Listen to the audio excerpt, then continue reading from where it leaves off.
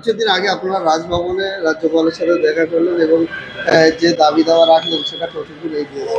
আরে এগিয়েছে তা আমিই তো প্রথম রাজভবনে মুসলিম রাষ্ট্রীয় মঞ্চের তরফ থেকে যে দাবি সনদ দিয়েছিলাম। আজ পর্যন্ত কোন নেতা, আজ পর্যন্ত কোন পার্টি বলেছে যে টালা থানার ওসিকে অ্যারেস্ট করো? আমরা সেদিনকে প্রথম টালা থানার ওসির বিরুদ্ধে কমপ্লেন জমা দিয়েছিলাম, জমা দিলাম। আর ওই দিনে 72 ডে মানে 72 আওয়ার্স অর্থাৎ 3 দিনের মধ্যে টালা থানার ওসি গ্রেপ্তার হলো। ইন্তেজার করি যে আন্দোলনের দেখা যাচ্ছে যে বারবার বলা হচ্ছে যে মুখ্যমন্ত্রীর পদত্যাগ। সুপ্রিম কোর্ট ঠিক বলেছে, আপনি যদি মুড়ি আর মিছরি এক করে দেন তা তো হবে না। আদালত আদালত, সেখানে যদি কোনো পলিটিক্যাল কথা বলে সেটা তো চলবে না। আপনি আন্দোলনে কথা বলতে পারেন, আপনি রাস্তাঘাটে বলতে পারেন। আমি কোর্টের বাইরে কথা বলছি আপনাদের সামনে, এখন এটা কোর্টের বাইরে বলছি, কিন্তু আমি কি আদালতে গিয়ে ভেতরে গিয়ে কি এই কথা বলবো?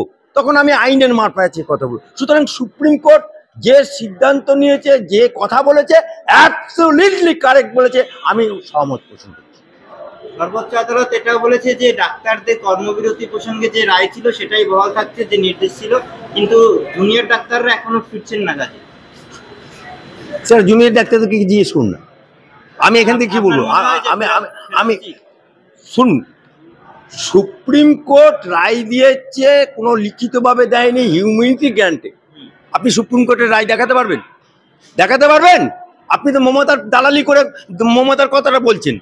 আপনি বলুন যে আপনার কাছে সুপ্রিম কোর্টের অর্ডার আছে যে ডাক্তারদেরকে কাজে ফেরার অর্ডার দেখাতে পারবেন? দেখাতে পারবেন? মমতা ব্যানার্জিতে বলেছিল যে লাইভ করা যাবে না, সুপ্রিম কোর্টের অর্ডার দেখাতে পেরেছে? দেখাতে পেরেছে? উল্টে সুপ্রিম কোর্টে চর খেয়েছে। আপনার যদি চর খাওয়ার ইচ্ছা হয় তাহলে আপনি এই প্রশ্নগুলো করুন। আজ তৃণমূল বিধায়ক সুদীপ্ত রায়ের বাড়িতে ইডি হানা, একাধিক নথি পেয়েছে, কি বলবেন? এ তো হোনাই থা, এ তো হোনাই থা। রোগী কল্যাণ সমিতির সভাপতি হবে আর মাল চুরি করবে না, এটা আবার হয় নাকি? তৃণমূলের পঞ্চায়েতের মেম্বার হবে, মাল কামাবে না, এটা আবার হয় নাকি? হ্যাঁ, এটা আবার হয় নাকি? এই যে সুদীপ্ত শ্রীরামপুরের এমএলএ ডাক্তার, সে রোগী কল্যাণ সমিতির, আজকে তার বাড়িতে ইডি সিবিআই হানা দিচ্ছে। কেন না? রোগী কল্যাণ সমিতির নাম করে মেডিকেল মাফিয়াগিরি যে চলেছে সারা পশ্চিমবাংলায়। আজকে আরজি কর নিয়ে আমরা সবাই লাপাচ্ছি, কিন্তু আরজি কর কাণ্ড একটা না, এটা মেডিকেল মাফিয়াগিরি সারা বাংলায় চলেছে। সারা বাংলায় যত মেডিকেল আছে মাফিয়াগিরি চলেছে। আজকে আরজি করে বাস্ট হয়েছে বলে আমরা সবাই হই হই করে নেমে গেছি, কিন্তু প্রতিনিয়ত দিনের পর দিন, রাতের পর রাত প্রতিটা জায়গাতে মেডিকেল মাফিয়াগিরি চলতো। আজকে মেডিকেল মাফিয়াগিরি চলতো, তাই তো অভয়ার লাশ ধামাচাপা দেওয়ার জন্য, হত্যাকাণ্ডকে ধামাচাপা দেওয়ার জন্য সমগ্র পুলিশ বাহিনী নেমে গেছে, সমগ্র পিডব্লিউডি নেমে গেছিল, সমগ্র ফরেন্সিকরা নেমে গেছিল, সমগ্র ডাক্তাররা নেমে গেছিল। কারণ ডাল মে কুছ কালা হ্যায়, ইসিলিয়ে তো আজকে এতে সবে শুরুয়াত। রোগী কল্যাণ সমিতি এখনো আর একটা সভাপতি বাকি আছে, নির্মল মাঝি, যে নাকি কুকুরের ডায়ালিসিস করতে যায়, সে মালটাও বাকি আছে। আর এই যে বিনীত গোয়েল প্রমোশন হলো, এদের তো এই সরকার এতটা বেহা নির্লজ্জ যে যতটা পা চাটতে পারবে তার ততটা প্রমোশন। তা নাহলে এই ডাক্তার ঘোষকে সকালবেলায় পদত্যাগ, রাজ্যিকার কাণ্ড হওয়ার পরেও বিকেলবেলায় প্রমোশন, এটা হয়। আজকে টালা থানার ওসি গ্রেপ্তার কি কারণে? প্রমাণ লোপাটের জন্য।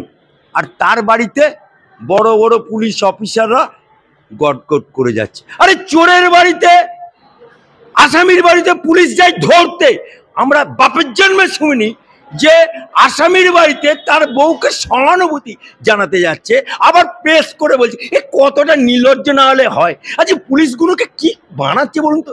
পুলিশগুলোকে রাজমিস্ত্রি বানিয়ে দিচ্ছে, পুলিশগুলোকে বাথরুম পরিষ্কার করাচ্ছে, পুলিশগুলোকে এই যে নবান্ন আন্দোলন হলো, ব্যারিকেড দিচ্ছে কে?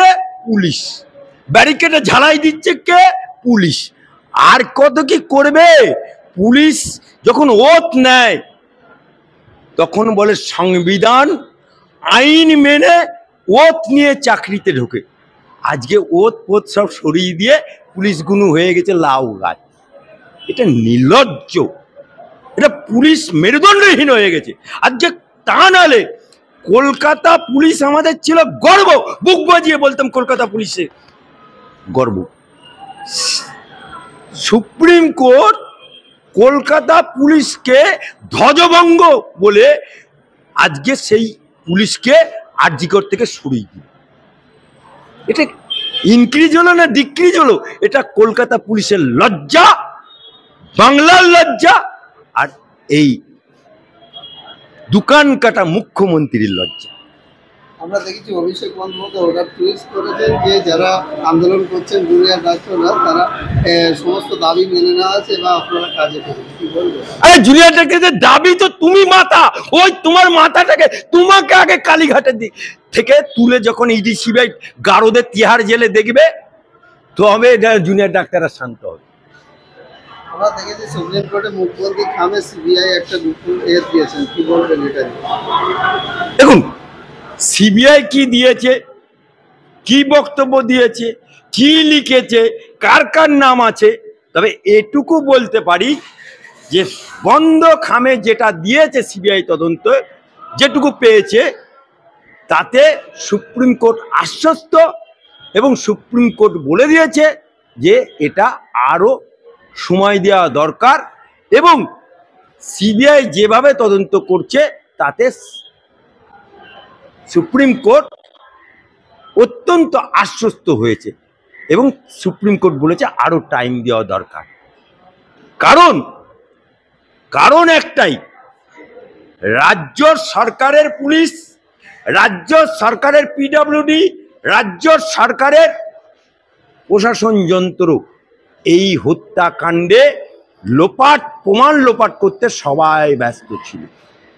এটা কিন্তু প্রমাণিত।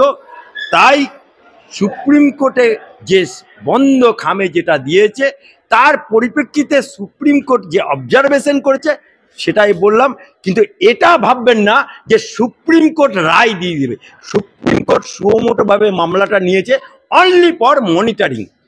রায় তো দেবে আমার আদালত, কিন্তু সুপ্রিম কোর্ট মনিটরিং করছে, মনিটরিংয়ের মাধ্যম দিয়ে এটা অবজার্ভ করে এটা করেছে।